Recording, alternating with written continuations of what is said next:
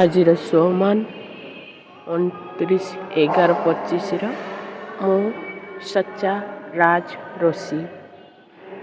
ମୁଁ ସଚ୍ଚା ରାଜ ଋଷି। ମୁଁ ସଦା ସଚ୍ଚା ରାଜ ଋଷି ଆତ୍ମା ଅଟେ। ମୁଁ ପୁରୁଷାର୍ଥୀ ଆତ୍ମା ଅଟେ। ମୁଁ ପୁରୁଷାର୍ଥୀ ଆତ୍ମା ଅଟେ। ମୁଁ ପୁରୁଷାର୍ଥୀ ଆତ୍ମା ଅଟେ।